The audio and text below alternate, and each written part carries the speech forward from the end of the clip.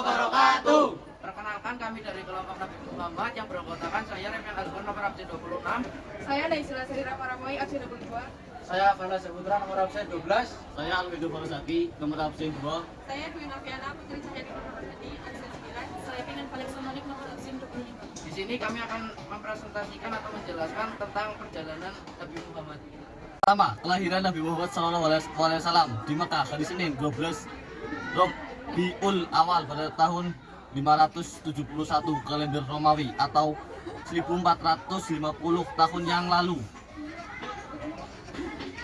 Rasul lahir dari ibu bernama Aminah dan ayahnya bernama Abdullah. Tahun tersebut juga disebut sebagai tahun gajah, yakni tahun ketika pasukan gajah di bawah pimpinan Abraha Habsyah tengah menyerang Ka'bah. Allah Subhanahu wa Ta'ala pun menghentikan aksi mereka dengan segala kebesarannya. Burung ababil pun datang menjatuhkan batu-batu mendatangkan wabah penyakit. Kisah kelahiran Nabi Muhammad ini ada di dalam surat Al-Fi yang memiliki arti tahun gajah. Yang kedua, masa kecil Nabi Muhammad. Nabi Muhammad dilahirkan dalam keadaan yatim di rumah Abu Thalib. Semasa kecilnya, Rasulullah tumbuh dan menjalani kehidupannya seperti pada umumnya. Adanya tradisi Quraisy pada zaman dahulu, pada hari ke-8 11 membuat ibunya harus menyembunyikannya di pedalaman. Tradisi Quraisy tersebut membuat Nabi Muhammad tidak bisa merasakan kasih sayang ibunya sampai berumur 8 tahun sampai 10 tahun. Hal ini justru membuatnya berada di bawah asuhan Halimah binti Sa'diyah selama 3 tahun. Rasulullah menjadi anak yang tangkap, bersikap baik dan cerdas pada masanya. Masa remaja Nabi Muhammad. Pada masa remaja, Nabi Muhammad terjaga dari perbuatan merugikan kawan sekitarnya. Sampai suatu ketika, Nabi pun bercerita ketika 2 kali duduk saat mendengarkan pesta perkawinan di zaman jahiliyah. Allah justru menutup telinganya sampai tertidur dan terbangun esoknya. Setelah itu aku tidak pernah lagi berniat mengikuti perbuatan buruk. Hadis riwayat Tabrani. Muhammad yang menginjak usia 20 tahun di Mekah yang bertepatan peristiwa Harbul Fijar antara kabilah Quraisy melawan Qais dan Ailanda. Yang keempat, Nabi Muhammad menjelang dewasa. Menjelang usia Nabi Muhammad yang dewasa membuatnya semakin menekuni dunia bisnis. Nabi pun berdagang dengan kawan terbaiknya, yakni Sa'id bin Abi Sa'ib. Barulah pada saat berusia 25 tahun, Rasulullah menjalin kerja sama bisnis dengan wanita kaya raya, yakni Siti Khadijah.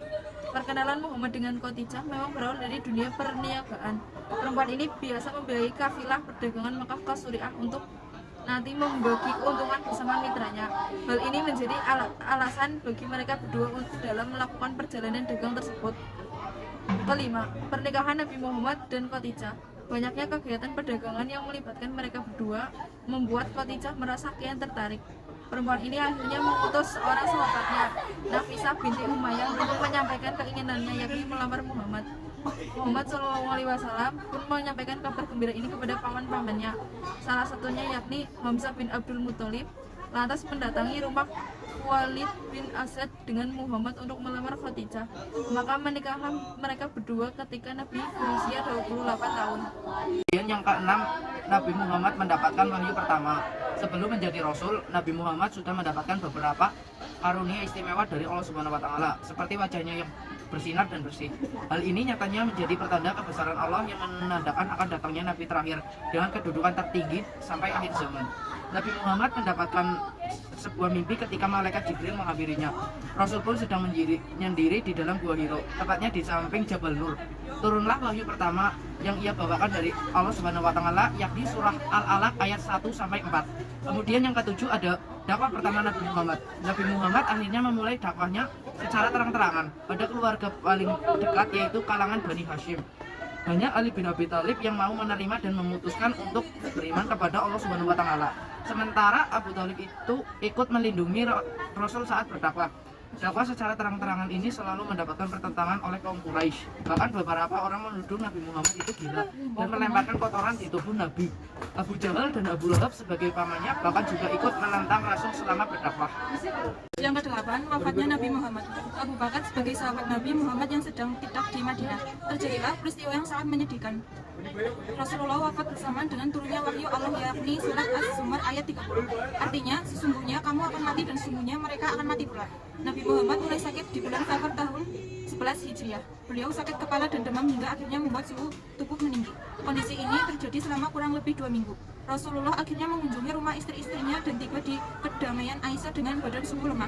Untuk mengenal beliau serta nilai-nilai luhur Islam, buku Nabi Muhammad sang pejuang hemat oleh Muhammad Imarah berisikan berbagai peristiwa dari sebelum beliau lahir hingga wafat.